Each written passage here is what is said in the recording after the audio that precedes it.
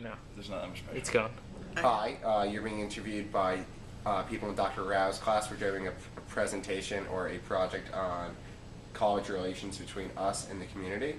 And we have Jeff here All right, I'm Mike. and Mike. Do you want to give us an introduction about yourself and... Sure, I wouldn't mind that. My name is Dream McCray-Bonnie. I am currently the CSA, or Community Student Association President. Okay. Now, do you want to ask some questions? Okay. First, as the CSA president, Yes. what do you do? Well, the CSA President consists of several jobs, actually. The members of the community that live outside of the UMW dorms or the apartments or Eagle Village are considered commuters. So even if you live in Eagle Heights or the houses down on Sunken, you are considered a commuter student as long as you don't reside on campus. So there's about 1,600 commuter students. Not all of them identify themselves as commuters, but majority there are, by the university, they're identified as commuters. So my job consists of informing them of any information consisting from the university, as well as it's a club association as well. So I do have to hold events. It's mandatory 3 events. This year I had an ice cream social, a pizza party, as well as a breakfast for commuters. Other things that are required is I do have to attend town hall meetings, as well as SG executive board meetings, and any other meetings that are found important. Such as last night I had to attend the College Heights board meeting. What happened at that meeting? Do you think you could tell us something about it? Yes, it was just a general meeting where Vice President Susi was there, as well as Chief Nye, the Chief of Fredericksburg County. They just spoke about some of the issues that were going on. We spoke to the board members to see what their views were and some of what we spoke about as well. And then there was just a presentation basically of what's going to happen to the parking lots next to the Pizza Hut. It's going to be raised so you can have more parking spaces so that when the student center is built, the Chandler slots are going to be out. So those slots are going to be now for the faculty over there, but as well commuter spots are going to be there. So as CSA, I do have to deal with a lot of parking issues. Would you say that's going to improve relations with them, or I mean, like that there's going to be more parking for them? For faculty, it's going to be, we're trying to get the exact same amount. So I believe there's 53 parking spots in the Chandler lot, so there's going to be 53 hopefully in the raised parking spot next to the Pizza Hut. So the commuter spots aren't going to be touched any. It's just going to be the fact that that area is going to be reserved for the building of the student center. Are any of the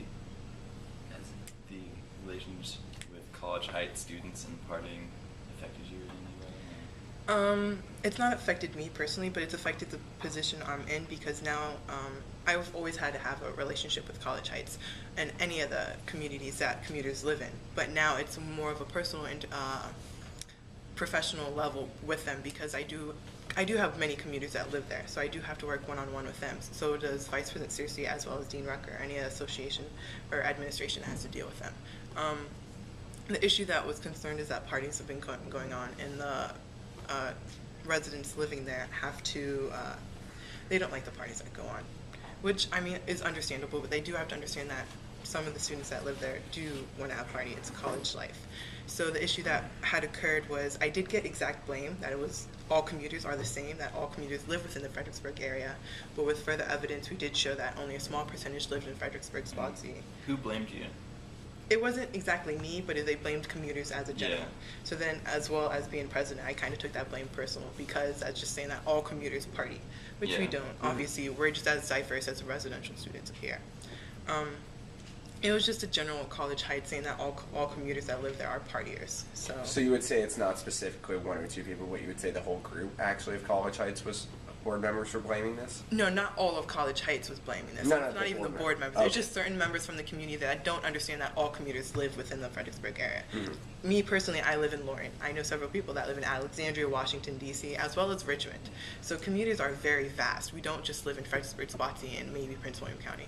We're a vast group of students. So to blame, just say that we all live in one area is kind of not ignorant, but yeah, kind of Stubborn. unfortunate, yeah. So after they brought this problem to your attention, what did you do in response? Well, I started working one-on-one with College Heights. This was mentioned at Town and Gown as well. There's several articles that were printed. So me, Vice President Searcy, as well as Dean Rucker, SGA President Rob Belcourt, and we just added LAC William Spalding. We've had meetings where we talked about what are the potential things that we can do to fix this. Rob Belcourt wants to have a busing, safe rides, that we want to try to implement, which does seem like it's going to be on the way, as well as we're trying to see if we can we're communicating more. We had that town hall meeting that you guys attended to with about 150 people plus that attended, which was amazing because that got a lot of communication from the student side as well as the community side. So even though there were some minor issues there, it still was an amazing event that occurred because a lot of students now understand what the community wants from them as well as the same way back. Mm-hmm. So such events are occurring because this has become more of a prominent issue. What do you think the next steps are? I mean, can you say where you think everyone is now with the issue, whether there's going to be... There's just going to be further steps that we're going to work more on the issues that's occurring. Maybe one thing that I've actually been looking to is a neighborhood class to teach all the students that do live in the Fredericksburg or direct area of the UMW. Take a neighborhood class, take a how to be a friendly neighbor, because many of the students in the community do not understand how to be neighbors. They don't know that they're supposed to go introduce themselves to the neighbors, mm-hmm. and that has been brought up by College Heights as well. Is that the students haven't introduced themselves. And the thing is, many of the students they don't understand this. They've never bought a house. They've never lived outside on their own. They don't understand simple things as this. Mm-hmm. So a friendly neighbor class would be able to help the students understand this. Do you think a good portion of students would actually attend the meetings? At the moment, I don't know because I haven't actually asked students if they wanted this or not. But this is just still in the implementation. Administration thinks this is a good idea, so does CSA Executive Board. Mm-hmm. So does some of the advisors to CSA. So we're trying to work into this. I've talked to several students. They like it, but those are students that don't actually live in the area. So unfortunately, I haven't been able to get out to the College Heights students. What do you think about the students' response to the whole it's been a backlash as we've been presented in the community and as the mayor has taken action, as the police has taken action? The students feel kind of really bad about it. I mean, they don't feel bad on the actions they're committing. They feel bad that these actions have been committed, that it's gone down to this point. Many of them have said that if they had just called or gone over to during the party and knocked on the door and said, hey, this is what's going on, they would have stopped. Of course, I presented this last night to many of the board members as well as members of the community, and they said that they're afraid just as much as the students are afraid to approach them. Mm-hmm. So it's really that neither wants to approach the other, which is a kind of common issue. Yeah, we're definitely, I feel like we're scared of each other. Yes. College students are pretty scary. I think elder people who are angry at you are pretty scary. Exactly. And so just what's the communication that's going on has shown that the elder are willing to communicate, so are the students willing to communicate. Mm-hmm. And there wasn't that sort of referee in the middle to say, hey, you guys are willing to communicate with each other, come together and let's talk about this. So there's something that the UMW has been trying to do with my participation in it, is try to bring these two together to actually talk about what has going on. Mm-hmm. So do you think this CSA could take almost a bigger role in trying to get people to come together?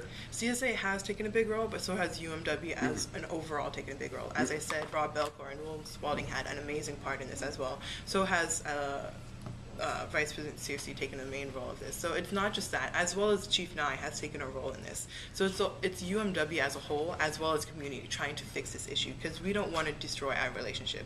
We have a one-to-one relationship with each other. We help support the community as well as the community supports us. So we don't want to destroy that. And so